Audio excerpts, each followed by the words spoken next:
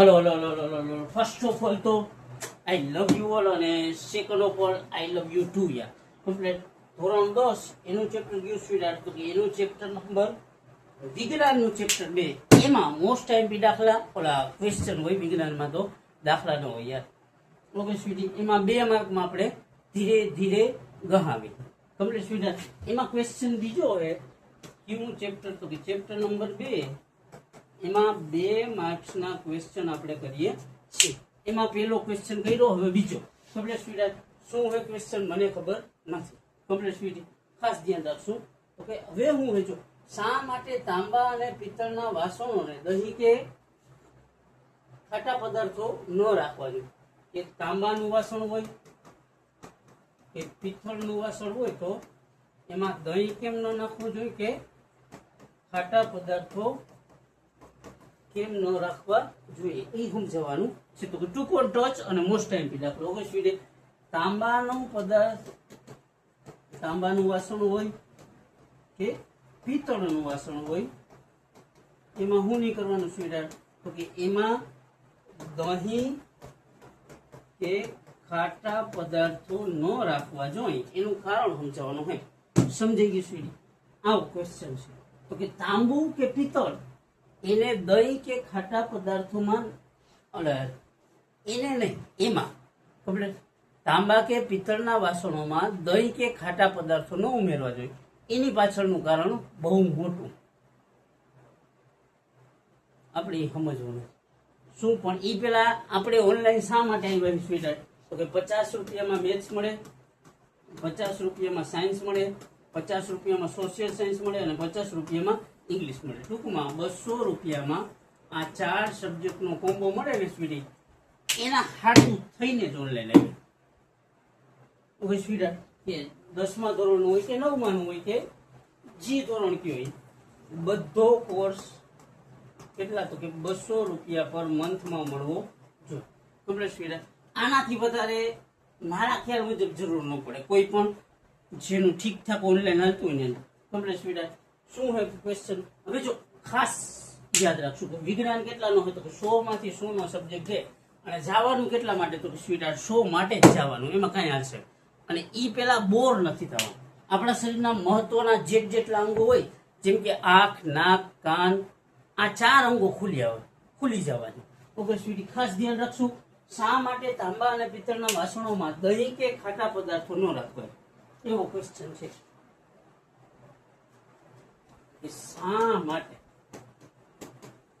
શા માટે ઉપરથી મને એક વાર્તા યાદ આવે કરવી છે કે એક હતું વાંદરો એ રહેતો તો જાંબુના ઝાડ ઉપર આપણી વાર્તા અલગ હોય કાલ્પનિક હોય એટલે ખાસ એટલે વાર્તા જો કે કાલ્પનિક જ હોય પણ મારી જે તમે સાંભળી હોય ને એનાથી આવો અલગ એક એને વાંદરો એ ક્યાં રહેતો તો કે જાંબુના ઝાડ ઉપર રહેતો એની બાજુમાં નદી છે નદીમાં એક મગર રહેતું તે એક દી થયું 2 દી થયું મગર આવીને રોજ બેઠું હોય વાંદરાને કઈ મનમાં ના હોય ના હોય અમુક ના હોય આપણી બાજુ કોક આવીને બેહે કે જાય કે એવા અમુક માણસો હોય ને કઈ ફેર ન પડે વાંદરાને કઈ ફેર ન પડે એક દી જાંબુ ખાતો હતો વાંદરો જાંબુ ખાતા એને શું કર્યું તો કે 2 જાંબુ મગરને દીધા મગરને આવી ગઈ મજા કમ્પ્લીટ સ્પીડ ખાસ ધ્યાન રાખજો કે શા માટે મગરને મજા આવી ને એટલે હું થયું સ્વીડી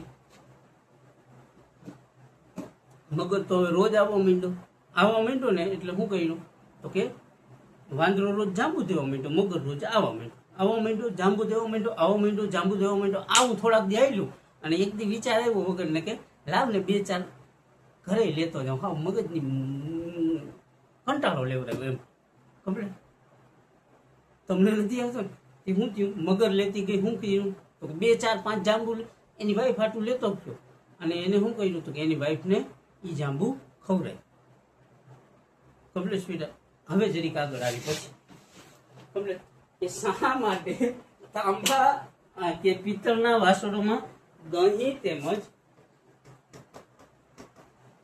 ખાટા પદાર્થો ન રાખવા તો હવે તાંબુ હોય ને તાંબા કે પિત્તળનું વાસણ હોય ને એ શું કરે તો કે દહીં હોય તો ભલે અને બીજા ખાટા પદાર્થો હોય તો ભલે એની હારે પ્રક્રિયા કરે. શું કરે સ્વીટહાર્ટ?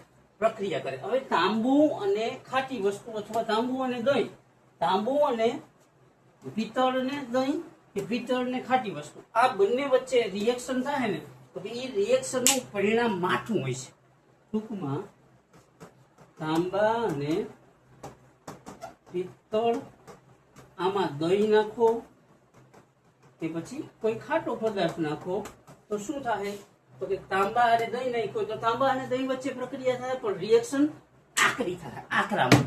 જેમ તમે તમારા, હવે મારે કઈ કેવું નથી, તાંબા અને દહીં વચ્ચે કેવી રિએક્શન થાય સ્વીટહાર્ટ? તો કે આકરી. આકરી મતલબ નુકસાનકારક. કેવી સ્વીટહાર્ટ? નુકસાનકારક. નુકસાનકારક મતલબ કેવા પદાર્થો બનશે? તો કે નકામા. નકામા મતલબ ઝેરી પદાર્થ. કેવા સ્વીટહાર્ટ? જે આપણા શરીર માટે કેવા હોય? તો કે આપણા શરીર માટે હાનિકારક હોય. હું ટૂંકમાં શું થયું? તો કે તાંબુ વત્તા અથવા પિત્તળ, આ બંને દહીં કે ખાટા પદાર્થો હારે પ્રક્રિયા કરી શું? તો કે ઝેરી પદાર્થો બનાવે. જે ઝેરી પદાર્થો કેવા? તો કે મનુષ્ય શરીર માટે હાનિકારક હોય. તેથી તાંબા કે પિત્તળના વાસણમાં દહીં કે ખાટા પદાર્થો રાખવા જોઈએ નહીં. એને વ્યવસ્થિત કેમ લખશું? તો કે એકવાર પાછું ઊંચી લે, કેમ થાય નહીં સ્વીટી? ખાસ ધ્યાન રાખશું કે તાંબુ હોય,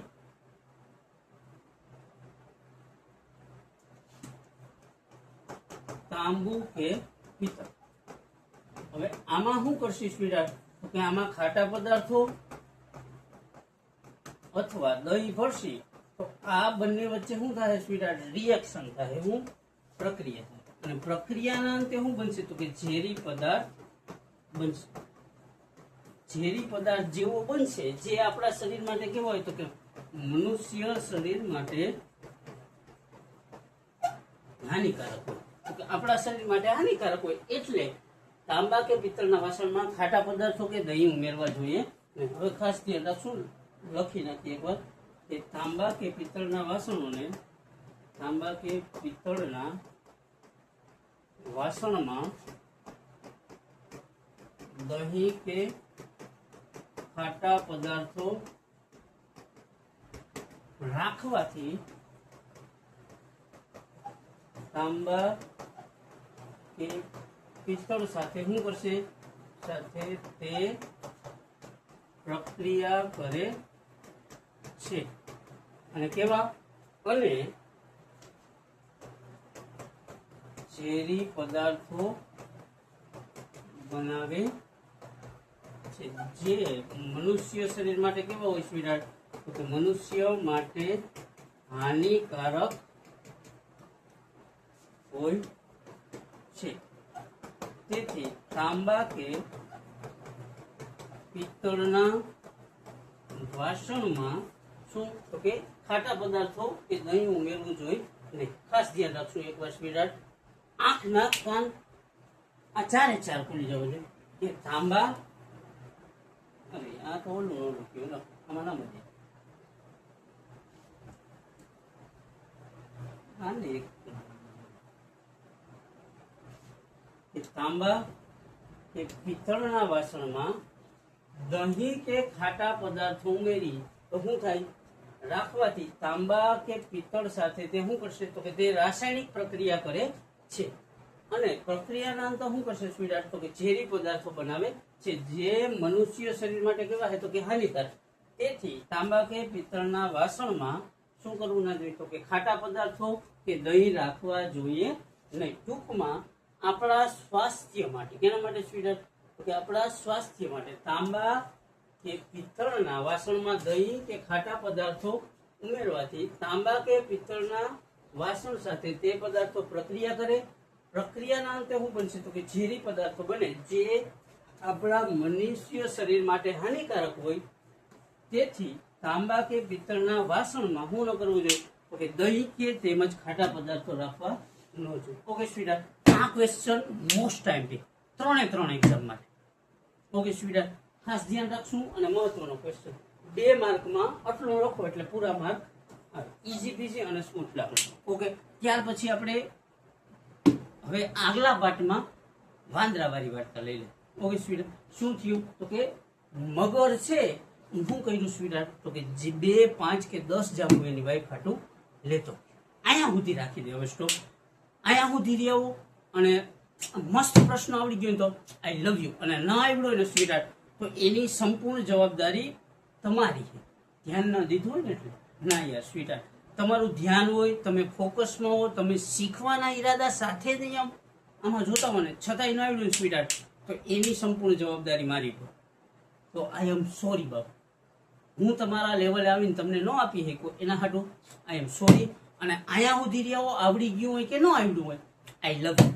અને જાજુ કંઈ નથી એટલે જસ્ટ નીકળી પડો.